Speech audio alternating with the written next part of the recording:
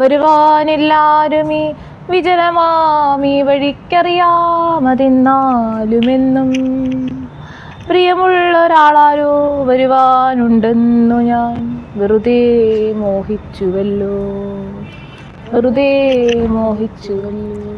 എന്താ പോളെ പ്രണയഗാനമൊക്കെ പാണ്ട സമയത്ത് നീ വിരഹഗാനവും പാടിയിരിക്കുന്നു. കറുപ്പിട്ട് നിൽക്കുന്ന കണ്ടാ നിനക്ക് അറിയത്തില്ലേ?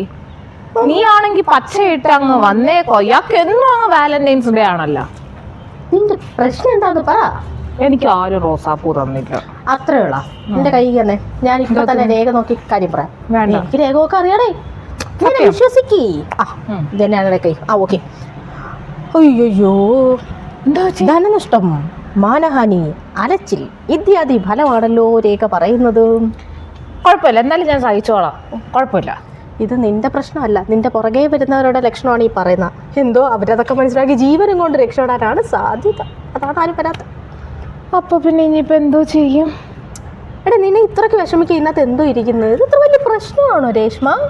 നിനക്കറിയൂ, ആ കോളേജ് ജംഗ്ഷനിലും ചിന്നക്കടയിലും ഒക്കെ ചെന്ന് മൊട്ടേന്ന് വിരിയാത്ത പിള്ളാര് ഡയറി മിൽക്ക്, 5 സ്റ്റാർ, മാല, ഫോട്ടോ ഫ്രെയിം ഇതൊക്കെ കൊടുക്കുന്ന കണ്ടിട്ട് എനിക്ക് ഇന്നലെ അടിമുടി ദേഷ്യം വന്നു. നിനക്ക് മൊട്ടേന്ന് വിരിയാത്തതങ്ങള്. ശരിക്കും അപ്പൊ ഇതാണ് നിന്റെ പ്രശ്നം എന്ന് പറയുന്നത്. നിന്റെ പ്രശ്നം അത് ഞാൻ തരൂലേ. Happy valentine's day. Thank you. എവിടെ നിന്ന് കിട്ടി? എനിക്ക് ഞാൻ പൈസ കൊടുത്ത് വാങ്ങിച്ച്. 50 പൈസ ചെലവാക്കാത്ത നീ ഒരു 3 രൂപ കൊടുത്ത് റോസാപ്പൂ വാങ്ങിക്കാൻ. Tell me the truth. നിന്റെ ഏത് ആരാധകനായി തന്നത്? സത്യം പറഞ്ഞോ. Happy valentine's day.